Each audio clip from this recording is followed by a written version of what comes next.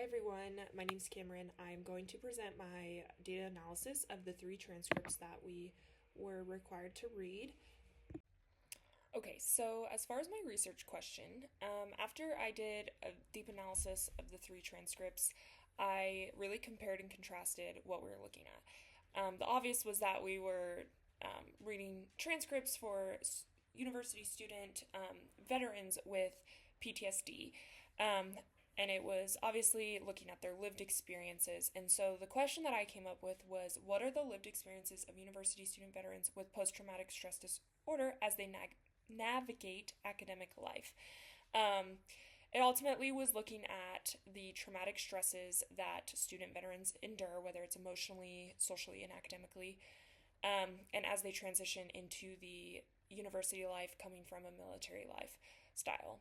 And so in this presentation, I identified three different themes. Here were my results, which I will go into further on the next couple of slides. Okay, so first, theme one reflects how trauma continues to shape these veterans' daily experiences long after separation from their service. Across all three interviews, participants described trauma related responses that interfered with their functioning, including sleep disturbances, intrusive memories, physiologic reactions, anxiety, sweating, emotional numbing, hypervigilance. And so, first, hypervigilance. All participants described constantly monitoring their environments or preparing for something to go wrong. In transcript A, he had stated that he's still very watchful. I always look for an exit. Transcript B had noted that he just lays in bed listening for things, being a little bit paranoid sometimes, showing that like readiness response. And transcript C states that the fight or flight was happening. My hands were getting sweaty, but I was able to control my mind. And then another thing that was identified was the insomnia, as I mentioned, so they all had trouble sleeping, which appeared across all the transcripts, and this was often triggered by anxiety or racing thoughts at night. Transcript A had noted that if I have nothing to keep my mind occupied, anxiety will kick in. Transcript B said that even when I'm physically tired, my mind will just keep racing.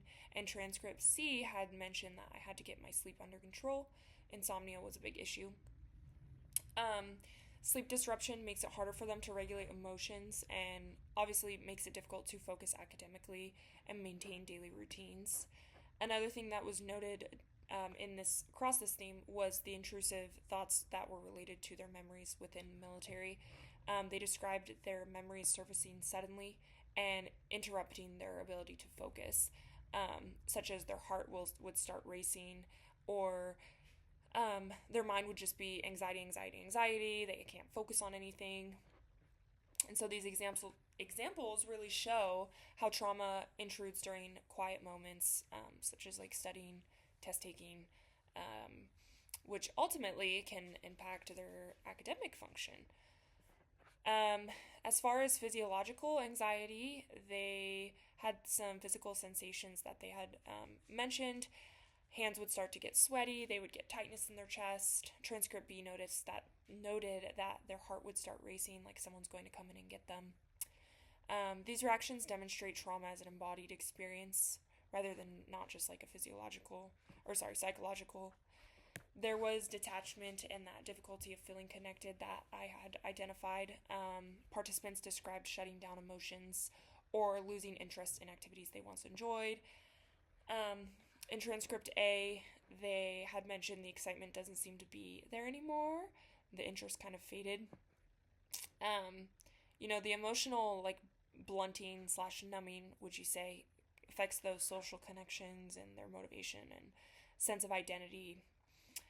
So together, overall, these patterns show that trauma is not just a past event for a veteran. It's really an ongoing embodied experience that influences their mental, emotional, and physical functioning as they attempt to thrive in a day-to-day life as, in a situation of being a student, perhaps.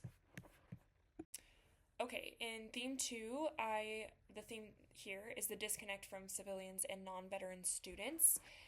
This really captures the shared sense of otherness and like that disconnection from all three veterans had experienced, and when they're interacting with like civilians or non-veteran students in their classes, or even veterans, their experiences differed with those civilians. And so their military experiences made it difficult for them to relate to others in an academic environment when the others around them didn't have the same experience that they have had. And so it really was present that they felt this emotional isolation and guardedness and this like withdrawal from non-veteran students.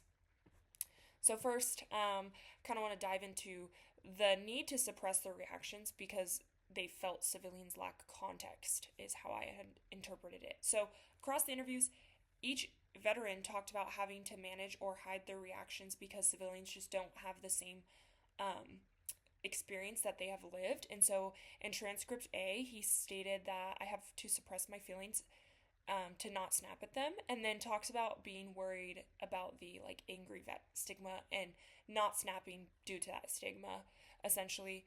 In transcript 2, he puts it more like casually, but he does state that unless they explicitly ask, he doesn't talk about something, he doesn't share, showing that he doesn't feel that connection enough to share with someone that is a non-veteran.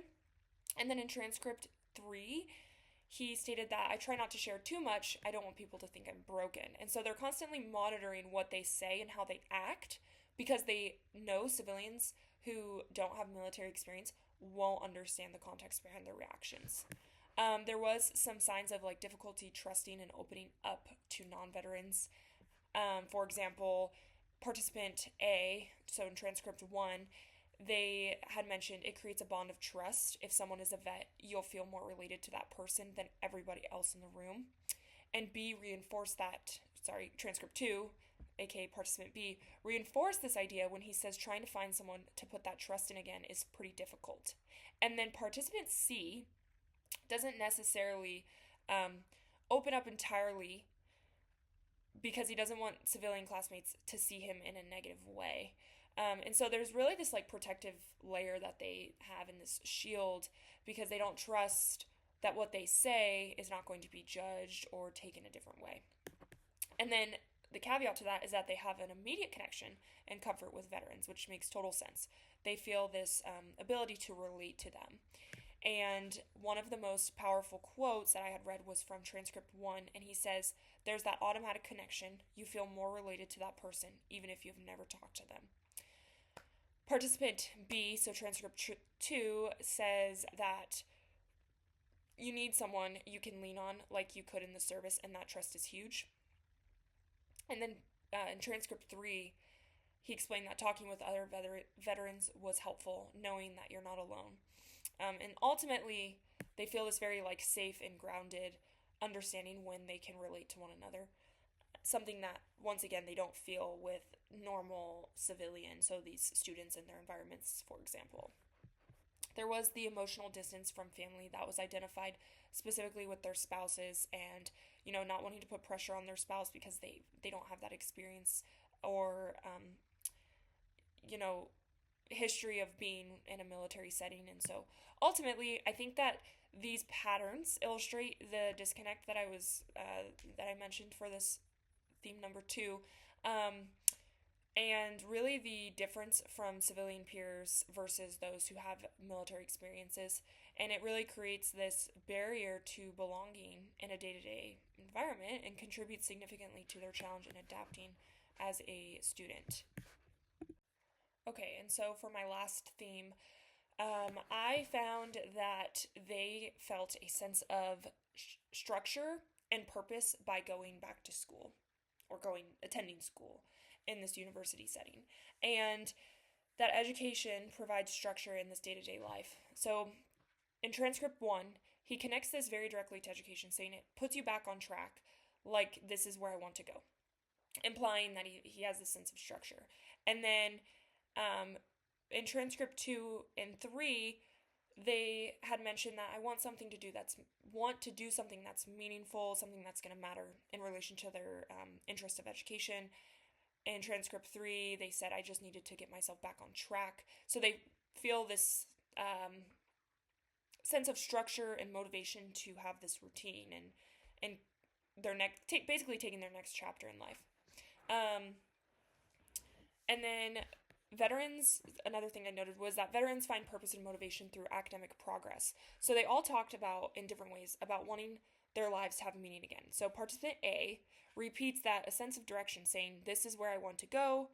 In transcript 2, he says, I want to do something that's meaningful, something that's going to matter. And then in transcript 3, he describes pushing himself to stay on the right track as a part of this rebuilding process. And so these statements show that the academic side and the adjustment that they have give them something to look forward to and kind of push towards. And then I also noted that they felt this sense of like feeling behind, yet they still showed up and they have this resilience. And so they describe feeling kind of like out of place. In transcript 1, he said that it took me a while to get into school. He wasn't just ready. Participant transcript 3 had mentioned how long it took him to get back to functioning, saying it took a lot of time to know what was happening. He had to control his mind. Even when they feel late to the academic journey and they feel like older in the classroom setting, or they can't relate to the peers around them, they still show up and have this resilience. Additionally, the academic environment allows these veterans to set like future goals. They all had talked about their GI Bill, not necessarily a part of the theme, but essentially school gave them this future-focused mindset again. They were able to go back to school and pursue their passion, which varied differently across the three of them, but they still showed up and had this resilience. In transcript 1, he says that this is where I want to go. In transcript 2, he had mentioned wanting his future work to matter. And then in transcript 3, saying that he wants to stay on the right track. And so it shows that this environment, putting them in this like structured environment, coming out of a very structured environment such as the military, keeps them on this this routine, because they come from a very strict routine to going into a school setting where there's a little bit more autonomy as a student. Whether they want to show up to class is up to them. Whether they want to study 100% or 50% is up to them. But ultimately, they all showed resilience across the three. So overall, I think that this theme really illustrated that education offers far more than like an academic opportunity for them, but to keep them in that routine that they're used to for the military, providing that structure and purpose for them and the feeling of they're taking their next step in life. And so, yeah. Okay. As far as my own reflection, I actually really enjoyed the data analysis. I thought it was challenging, but at the same time, very interesting to read and reread and reread and take notes and try to sit there and compare. I read this in transcript A, and I remember seeing something in transcript C, and then having to go back and identify where that commonality was. So I found when you're looking at my presentation, the tables I had made, I actually took from my notes, my chicken scratch notes that I had made while I was doing my analysis, because I would highlight things that I felt were relatable in the other transcripts.